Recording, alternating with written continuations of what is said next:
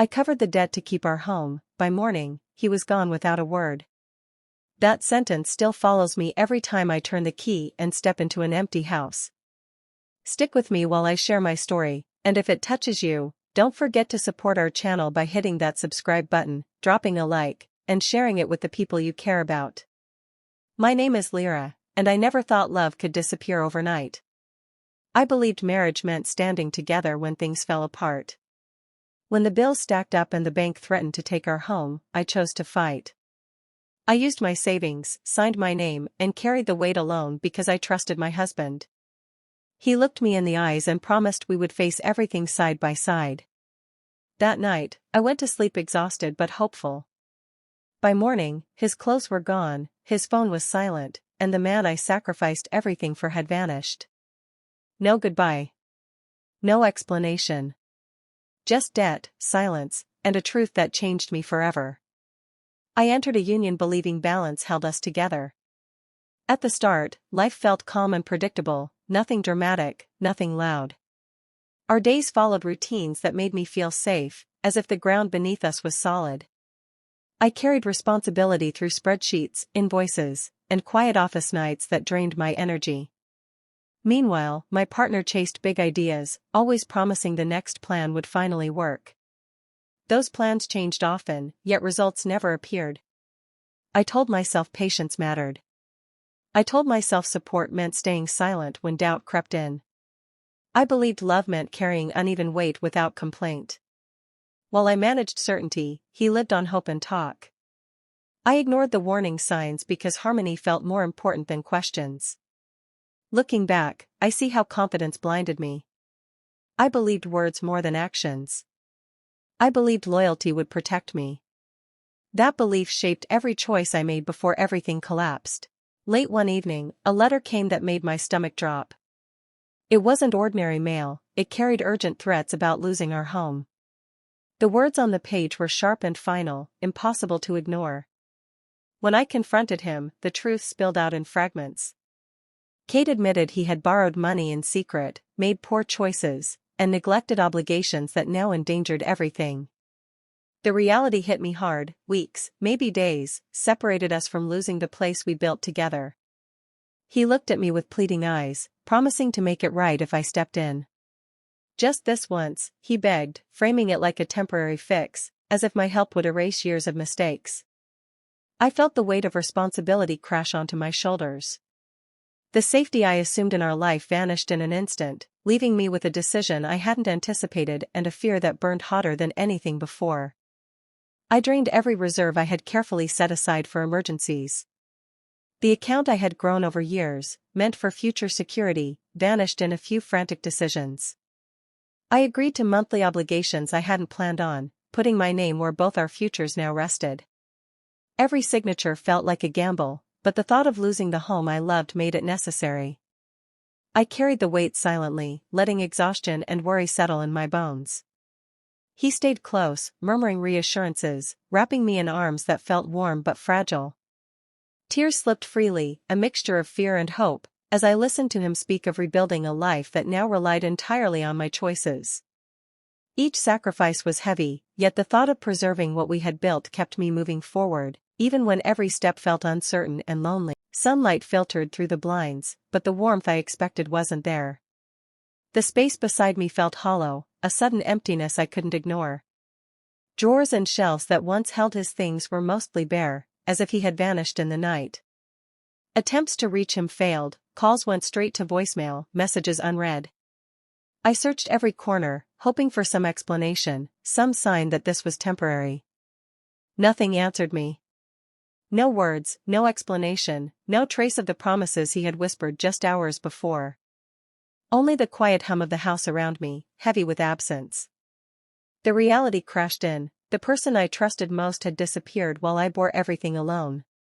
And in that moment, the walls that should have felt safe echoed the betrayal, leaving me stunned, shattered, and painfully aware that I had no one to turn to.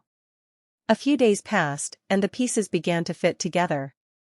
What I had thought was panic or fear revealed itself as careful planning. Kate's disappearance wasn't a mistake or a moment of weakness, it was deliberate. I uncovered records showing he had moved property and accounts under his control, leaving me with all the obligations he pretended we shared. Every document, every signature he left behind, painted a clear picture of betrayal. The house, the bills, the responsibilities, all fell on me, while he vanished without a trace, free of consequence. Shock faded, replaced by a cold, sharp awareness. The grief I carried twisted into anger, cutting deeper than any sadness could. I realized this wasn't just loss, it was deception, carefully executed. And in that moment, I understood that surviving meant more than just paying debts, it meant facing the truth of the man I had trusted. I stayed calm when rage begged to surface. There were no scenes, no desperate searches, no pleading calls made in weakness. Instead, I chose stillness. I gathered papers, contracts, statements, and agreements left behind. Late nights were spent reading fine print, tracing timelines, understanding patterns he believed were invisible. Details became my focus. Small clauses, overlooked terms, and hidden conditions revealed more than his words ever had. Each discovery strengthened my resolve. I learned where assumptions failed him and where patience gave me control. At the same time, I restored myself piece by piece. Discipline replaced panic. Planning replaced fear. I rebuilt stability with careful steps, measured choices, and quiet determination. There was no rush, only intention. While he believed distance meant safety, I prepared in silence. This wasn't about anger anymore. It was about reclaiming power through clarity, endurance, and an unshakable will to stand on my own terms.